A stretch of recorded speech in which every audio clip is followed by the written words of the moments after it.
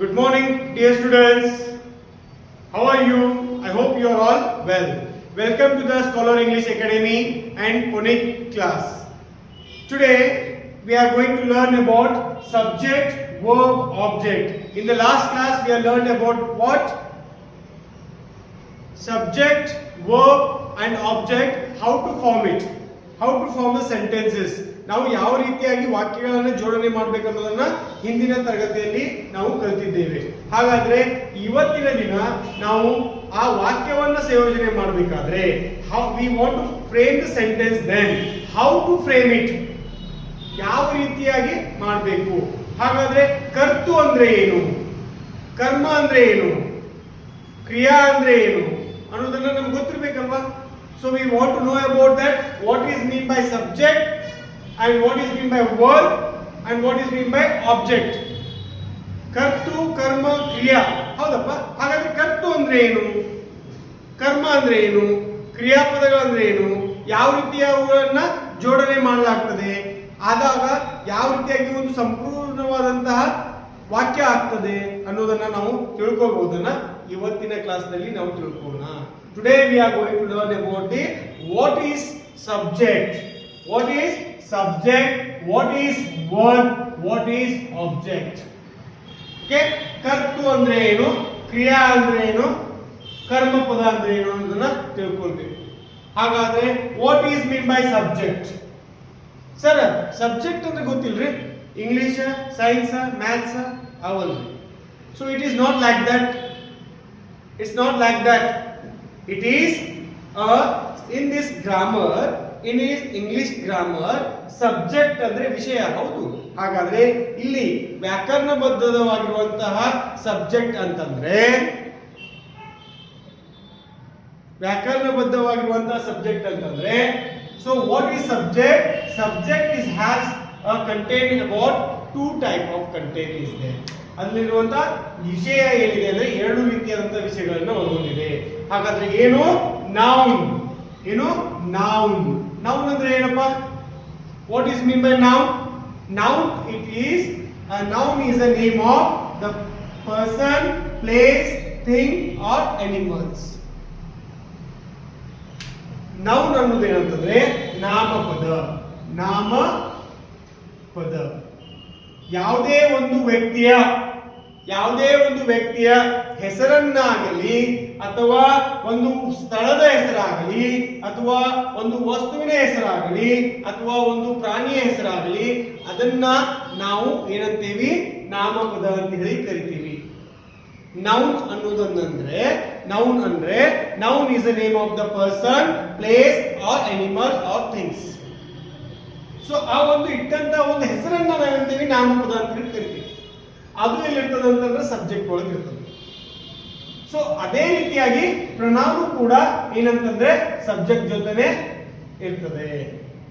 ಎರಡು ವಿಷಯ, ಸಬ್ಜೆಕ್ಟ್ ಅಂದ್ರೆ ಈ ಎರಡು ವಿಷಯಗಳನ್ನ ಒಳಗೊಂಡಿರ್ತದೆ. ಯಾವುದು? Noun and pronoun.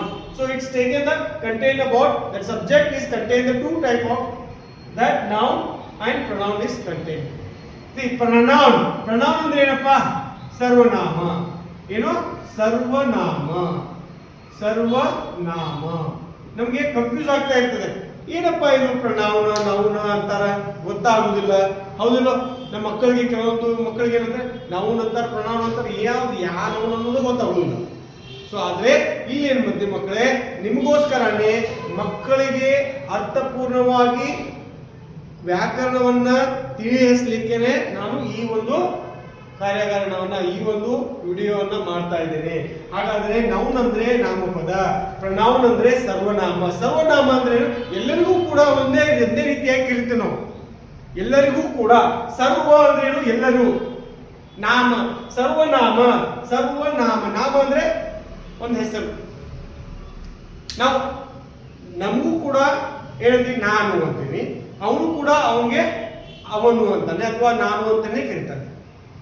ಅಥವಾ ನಾವು ಅವನು, ಅವಳು, ಅವಳು, ಎಲ್ಲರಿಗೂ ಅವಳ ಅಂತೀವಿ, ಎಲ್ಲರಿಗೂ ಕೂಡ ನಾವೇಂತೀವಿ ಅವಳು ಅಂತ ಹೇಳಿ ಕರಿತೀವಿ. ಎಲ್ಲರಿಗೂ ಕೂಡ ನಾವೇಂತೀವಿ ಅವನು ಅಂತ ಹೇಳಿ ಕರಿತೀವಿ.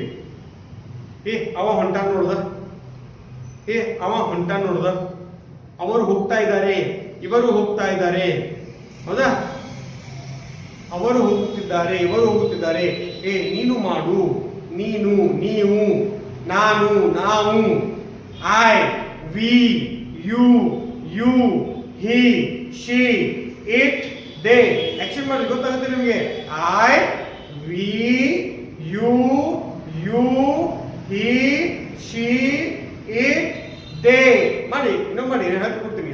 I, we, you, you, he, she, it, they. ಇದು ನಾಮಪದಗಳ ಅಲ್ಲ, ಸರ್ವನಾಮಗಳು. ಇದೇನು ಸರ್ವನಾಮ. ಸರ್ವನಾಮ ಅಂದ್ರೇನು? ಪ್ರನೌನ್. ನಾಮಪದದ ಬದಲಾಗಿ ನಾವೇನ್ ಮಾಡ್ತೀವಿ, ಅದನ್ನ ಕರಿತೀವಿ. ಹಾಗಾದ್ರೆ ಹೆಂಗ್ ಕರಿತೀವಿ ಸರ್? ಸರ್ ಅವನ ಹೆಸರು ರಮೇಶ್ ಐತ್ರಿ.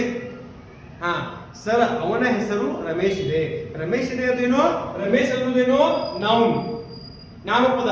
ಅವರಪ್ಪ ತಂದೆ ತಾಯಿಗಳು ಅವರಿಗೆ ಪರ್ಟಿಕ್ಯುಲರ್ ಆಗಿ ನೇಮ್ ಅನ್ನ ಕೊಟ್ಟಿರ್ತಾರೆ. ಹೌದಾ? ಅದಕ್ಕೆ ರಮೇಶ್ ಒಂದು ಜನಜಂಗುಳಿಯಲ್ಲಿದ್ದಾದ್ರೆ ಅಥವಾ ಒಂದು ಮಾರ್ಕೆಟ್ ಅಲ್ಲಿ ಇದ್ದಂದ್ರೆ ಅವನು ಬಾರು ಬರಂಗಿಲ್ಲ.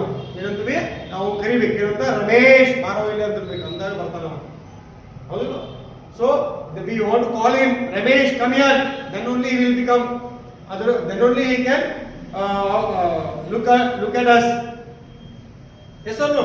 Otherwise he will not look for us. So ಏನ್ ಮಾಡ್ತಾನೆ? ಯಾರು ಕರೀತಿದ್ದಾರೆ ಬಿಡ, ಏ ಅನ್ನೋದು ನಾವು ಅಂತ. ಹೌದಾ? ಹಂಗಾಗ್ಬಾರ್ದು. ಅದಕ್ಕೆ ನಾವು ಏನ್ ಮಾಡ್ಬೇಕು? ಸರ್ವನಾಮ. ಸರ್ವನಾಮ ಅಂತಂದ್ರೆ ಏನ್ ಮಾಡ್ತೀವಿ? ಇದು ಪ್ರಣಾಮ್. ಅದು ರಮೇಶ್ ಅನ್ನೋದು ಏನು? ನೌನ್. ಪ್ರಣಾಮ್ ಅಂದ್ರೆ ಸರ್ವನಾಮ. ಅಲ್ಲಿ ಏನಾಗ್ತದೆ ಅಂತಂದ್ರೆ ಇನ್ಸ್ಟೆಡ್ ಆಫ್ ನೌನ್, ನಾಮಪದದ ಬದಲಾಗಿ ಕರಿತೀವಿ. ರಮೇಶನು ಶಾಲೆಗೆ ಹೋದನು, ರಮೇಶನು ತಿಂಡಿ ತಿಂದನು, ರಮೇಶನು ಶಾಲೆಯಿಂದ ಬಂದನು, ರಮೇಶನು ಹೋಮ್ವರ್ಕ್ ಮಾಡಿದನು. ಈ ತರ ನಾವು ಅನ್ನುವುದಿಲ್ಲ. ನಾವೇನ್ ಮಾಡ್ತೀವಿ? ಅದ ನಂತರ ಮೊದಲನೆಯ ವಾಕ್ಯವನ್ನು ಹೇಳ್ತೀವಿ, ರಮೇಶನು ಶಾಲೆಗೆ ಹೋದನು, ಶಾಲೆಯಿಂದ ಅವನು ಮನೆಗೆ ಬಂದನು, ಅವನು ತನ್ನ ಅಭ್ಯಾಸವನ್ನ ಮಾಡಿದನು, ಅವನು ಈ ತರ ಉಪಯೋಗ ಮಾಡ್ತಲ್ಲ, ಅದನ್ನ ಹೇಳ್ತೀವಿ instead of noun. I, we, you, you, he, she, it, they. ಇವು ಪ್ರಮುಖವಾದಂತಹ ಸರ್ವನಾಮಗಳು. ಹೌದಾ?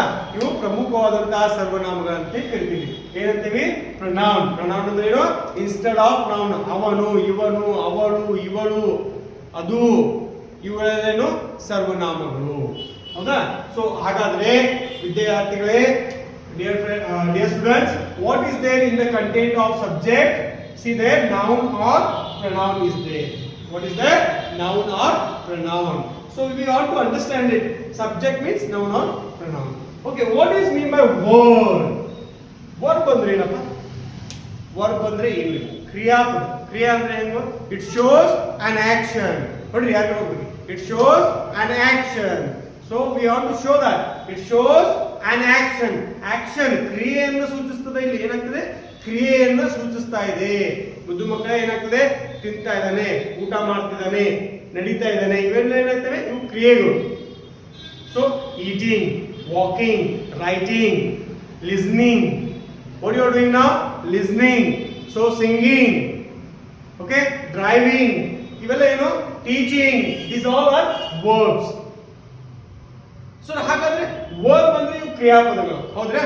ವರ್ಬ್ ಅಂದ್ರೆ ಕ್ರಿಯಾಪದಗಳು ಗೊತ್ತಾಯ್ತು ಸರ್.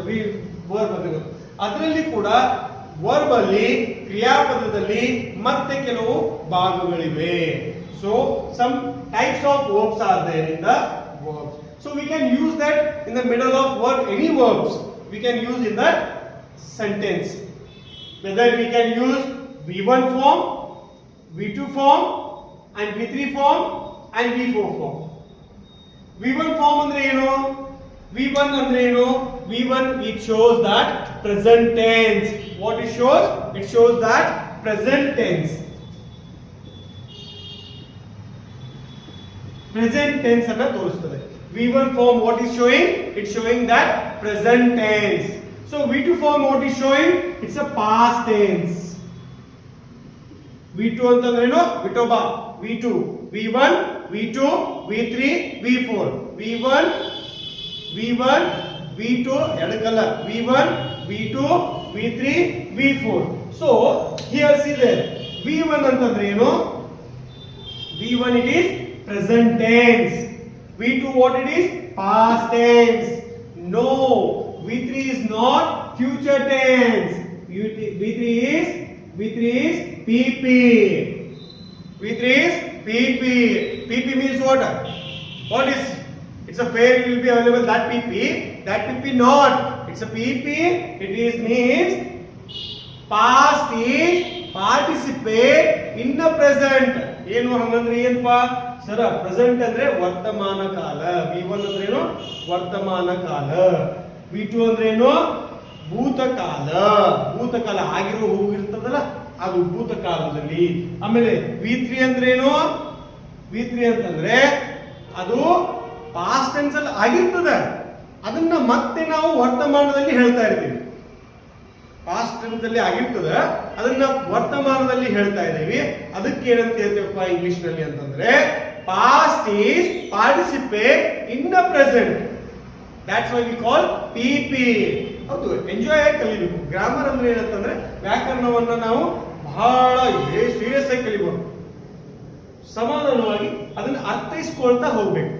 ಅರ್ಥೈಸ್ಕೊಂಡಾಗ ನಮ್ಗೆ ಅದು ಬಹಳ ಸುಲಭವಾಗುತ್ತೆ. ನಾವು ಯಾವುದೋ ಒಂದು ಯಾವುದೇ ರೀತಿಯ ಕುಕ್ಕೋ ಇದೇ ರೀತಿಯಾಗಿ ಹಂಗಿಲ್ಲ ಏನಿಲ್ಲ, ಸಮಾಧಾನವಾಗಿ ನಿಮ್ಗೆ ಹೆಂಗ್ ತಿಳಿಯುತ್ತೋ ಹಂಗೆ ತಿಳ್ಕೊಳ್ಬೇಕು. ನಮ್ಗೆ ಯಾವ ರೀತಿಯಾಗಿ ಡೈಜೆಸ್ಟ್ ಆಗುತ್ತೋ ಆ ರೀತಿಯಾದಂತಹ ಆಹಾರವನ್ನು ನಾವು ಉಪಯೋಗನ ಮಾಡಬೇಕು. ಸೊ ಹಾಗಾದ್ರೆ V1 ಅಂದ್ರೆ ಪ್ರೆಸೆಂಟ್ ಟೆನ್ಸ್, V2 ಅಂದ್ರೆ ಪಾಸ್ಟ್ ಟೆನ್ಸ್, V3 ಅಂದ್ರೆ PP. What is PP? Past is participate in the present. So that is V3. V4 ಅಂದ್ರೆ ಏನು? ಇದು ಏನಂತಂದ್ರೆ ಮುಂದುವರೆದ ಕಾಲವನ್ನ ಸೂಚಿಸುತ್ತದೆ. ಏನ್ ಸೂಚಿಸುತ್ತದೆ? ಮುಂದುವರೆದ ಕಾಲವನ್ನ ಸೂಚಿಸುತ್ತದೆ. V3 writing, ಬರೀತಿದ್ದಾನೆ, ಬರೆಯುತ್ತಿರುತ್ತಾನೆ, ಹಾಡುತ್ತಿರುತ್ತಾಳೆ, ಓದುತ್ತಿರುತ್ತಾಳೆ. ಸೊ ಅದು ಏನು ಅಂತಂದ್ರೆ ನೀವು ಅದನ್ನ ಯಾವ ರೀತಿಯಾಗಿ ಉಪಯೋಗ ಮಾಡಬಹುದು. ನೀವು ಈಸ್ ಹಚ್ರೆ ಅದು ಬರೆಯುತ್ತಿರುತ್ತಾಳೆ ಆಗುತ್ತೆ, ವಾಸ್ ಹಚ್ರೆ ಬರೆಯುತ್ತಿದ್ದಾನೆ ಅಂತ ಆಗುತ್ತೆ, ವಿಲ್ ಹಚ್ರೆ ಬರೆಯುವಳು ಅಂತ ಆಗುತ್ತೆ. ಹೌದಾ? ಈ ರೀತಿಯಾಗಿ ನಾವು ಏನ್ ಮಾಡ್ತೀವಿ, ವರ್ಡ್ ಫಾರ್ಮ್ ಅಲ್ಲಿ V1, V2, V3 and V4 ಅನ್ನ ಕಲಿತೀವಿ. So we have learned, dear students, what is there in the subject? Noun or pronoun is there, and in the verb what is there? V1 form is there, V2 form is there, V3 form is there, V4 form is there. We want to keep in our mind, so that's why what we want to remember, Vitoba we want to remember. Vitoba is there, verb is there. See that we want to make a technique, some want to be remembered or recall that all things. V1, V2, V3, V4. Vitoba 1, Vitoba 2, Vitoba 3, Vitoba 4. Okay, like this. Again, then object what is there? Other word. Other word is there. Some other words are there. That we call object. I hope you all understand this session and this class, because of subject is contained the noun or pronoun. Noun is the name namapada, pronoun is the sarvanama, word means kriyapada. Kriyapada is contained about that, is what that verb is contained about the V1, V2, V3, V4 form, and object is contained other word. The next class we are going to learn about that next session, and I hope you all understand this. See you. Bye.